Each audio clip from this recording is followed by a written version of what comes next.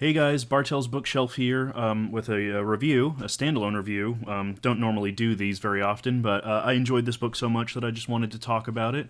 Today I'm going to be talking about Cold Comfort Farm by Stella Gibbons. This is the Penguin Classics Deluxe Edition. Got it from the library. Pretty fun little chicken scratch cartoon art there. So this is a very, very popular comic novel, British novel, that was published in 1932, written by Stella Gibbons, who was a journalist for about 10 years before deciding to become a novelist. And she had a sort of an abhorrence of melodramatic literature and things that were. She was not a fan of melodrama.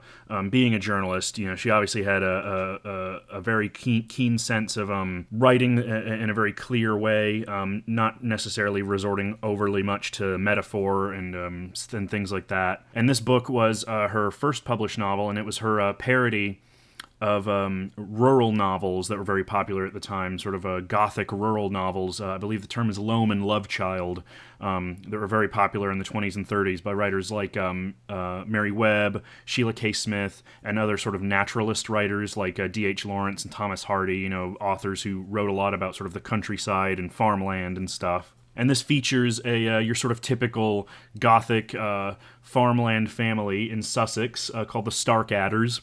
You can see some of them here on the cover. They're your typical melodramatic, overheated, dysfunctional family, always, guarding, keeping secrets and holding on to betrayals and having all these neuroses and things like that. And into this mix comes Flora Post, who is the cousin of one of the members of the Starkadders, but that they haven't interacted with her side of the family in a long time. But her family dies, or both of her parents die, and she decides to stay at Cold Comfort Farm, which is their the name of their farm. And once she arrives there, Flora is a very tidy girl. She prefers things very neat and organized.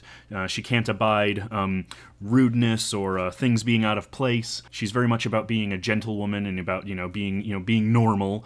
And so she systematically decides to go through the entire Starkadder family and kind of fix them and turn them into normal people and sort of divest them of their various neuroses and hang-ups. And that's essentially the premise of the book. Yeah, this is a very, very famous novel in England. There's several famous catchphrases that have arisen out of it. For example, Aunt Ada Doom, who's sort of the powerful, kind of mysterious matriarch of the family who spends all of her time, up in the highest room of the house. Constantly goes on about how when she was a child she saw something nasty in the woodshed, which we never find out what exactly it was, but apparently whatever it was so horrible that it basically confined her to the attic and basically solidified her feelings on she has to keep her family here. Another recurring phrase that you can see at the back here is there have always been Starkadders at Cold Comfort Farm, and that kind of tends to be everyone in the family's excuse for whenever Flora asks them, well, why don't you just leave? So that's essentially the setup of this novel. It's very simple. It's not really very plot driven. It's more sort of a series of incidences of Flora interacting with all the various members of the family and figuring out how to sort of fix them. And it's really, really funny. It moves by at a clip. The writing, despite being occasionally very flowery, is very easy to read and just. Again, I talk about this all the time, but I have such an affection for that sort of dry British humor, very matter-of-fact. The things that can be happening can be very over-the-top and crazy, but the way that they're sort of dealt with and commented on, it's almost as if, you're just commenting on the weather. And something about that mentality, that style of sort of comic writing just really appeals to me. Flora especially is always very sort of nondescript about everything, very nonchalant. Somebody will come up to her and say something wild about, something crazy that's been going on, and she'll just be like, "Oh, that's nice," or "That's interesting." She's very much created in the Jane Austen mold. She's very inspired by Jane Austen. In fact, her introduction in the book mentions about her reading Persuasion and like Mansfield Park and stuff like that, and how she wishes to write a novel as good as Jane Austen at some point. But she's also a very interesting character because she's not necessarily. She almost reminds me a little bit of the sort of toxic positivity gurus, who basically refuse to engage with anything remotely untoward or dark or melancholy, and essentially react to everything as if, well, all you need is a change of scenery, and all you need is to not think that way. And she kind of pushes all of these people into that mode of thinking, sort of molding them into her idea of the perfect normal person, which is interesting because in a way it almost kind of makes it into a bit of a horror story if you want to look at it that way. This woman comes in and essentially using her her charm and her very disarming personality sort of lays waste to this whole family and molds them into the people that she wants them to be, and then leaves as soon as her mission is over. It's interesting because she's very aware of all of this sort of gothic, sort of rural novel trappings. There was a scene that really made me laugh, where it was early on before she goes over to the farm, and she's talking with a friend of hers, and she says something like, "Oh, I hope that I don't have any cousins named Reuben or Seth. They always tend to fall in love with people, and I so don't want I don't want to have to deal with that kind of inconvenience." And then the very next scene deals with Judith Starkadder, who's the mother of the two cousins, and they are indeed, as you can see, named Seth and Reuben, and that just made me laugh. In a way, it almost reminded me of something like an early version of something like Scream, where you have a character or several characters who are very aware of all of these sort of genre trappings. They know all of the tropes, and they're sort of dropped into this very stereotypical setting, this gothic, Loman love child setting, and she uses her sort of knowledge and her own wits to kind of fix everybody, and it was just a lot of fun to read. That made it really entertaining. There's just something really satisfying about which I guess is a sort of because she talks about this too. Flora talks about this in the novel. She talks about how she likes things to be organized and everything to be in its right place. And there's something satisfying about watching her go through each person and kind of find their place and fit them into the place where they belong, and they can become a functioning member of society. It's kind of interesting. And aside from that, just the characters are so over the top and silly that it's just like incredibly entertaining. For example, you have Adam Lambsbreath, who's like the old caretaker. As it says here, he washes dishes with a twig.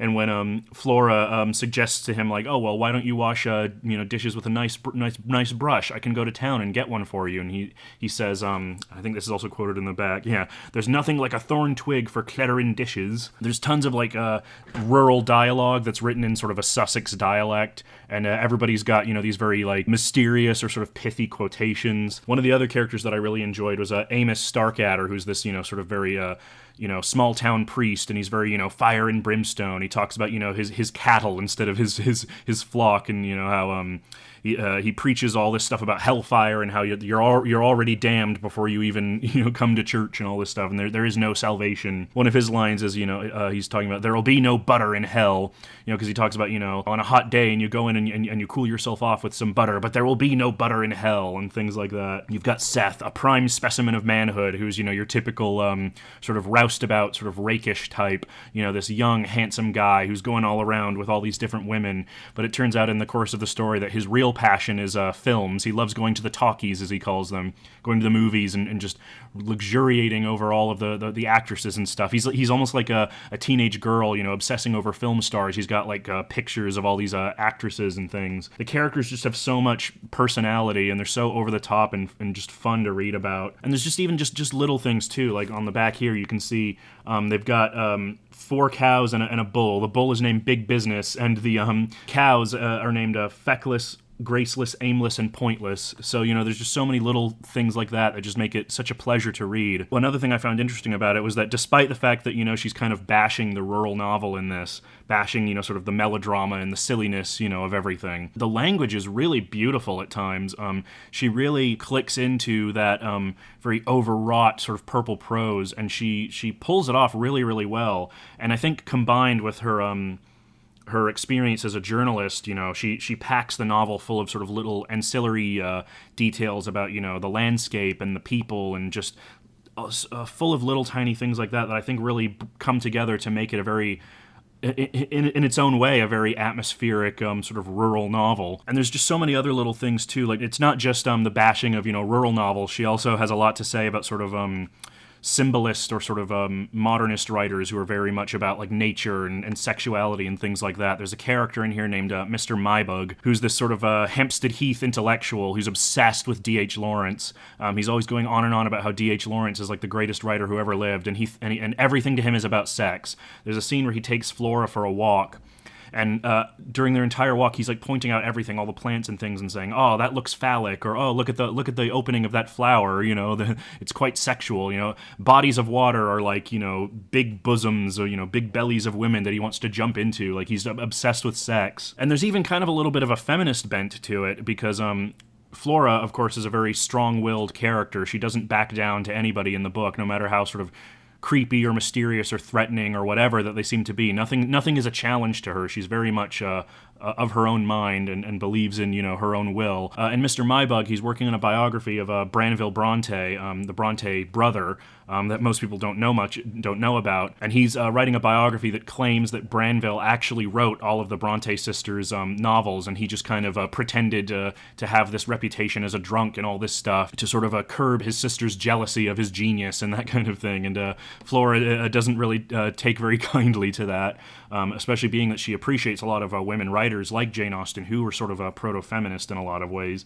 So that's kind of an interesting element to it. And one interesting sort of way I sort of found myself looking at it was that you could almost read Flora as like she's almost like the family psychiatrist, coming in and sort of pinpointing everyone's traumas and foibles and kind of figuring out how to sort of fix them. Even more so in the case of Aunt Ada Doom, who talks about, there's several scenes in the book that are written as kind of like inner monologues from her perspective, and it talks about how she's so terrified of the family leaving the farm that she sort of puts on airs of being mad and kind of uses her trauma to sort of as sort of a toxic manipulation tactic to sort of keep the family in the farm. So again, it's sort of interesting that Stella Gibbons didn't have a lot of high opinions of rural novels and sort of Freudian sort of psychological things, because both of these things are addressed in the novel and done really well. The descriptions of rural life and the atmosphere and everything, and the way that Flora almost kind of uses these psychiatric sort of tactics to sort of root out trauma and things. It's almost like an early form of like CBT therapy or something, It's really interesting, and as I said, it's just aside from just all of these elements, just being interesting and having all of these influences and references and things, it's just a pleasure to read. I mean, you don't need to know any of that stuff. I wasn't aware of any of these writers like Mary Webb or Sheila K. Smith or this sort of trend of rural novels before I read this, but you don't need to know any of that. It's just a play. It's a wild ride. It's a romp. It's so much fun, and just seeing the way that Flora sort of figures out everyone's issue and kind of pushes them to be better versions of themselves is just really appealing to read. So yeah, if you're into this kind of thing, it's a short book. It's only about 230 pages. It's wildly entertaining, a lot of fun, just a great bit of British comic writing, and I would love to read more of Stella Gibbons' stuff in the future, although some of it seems pretty hard to find, unfortunately. So yeah, just wanted to talk about that. That was my review of Cold Comfort Farm by Stella Gibbons, and I'll see you guys later. Bye.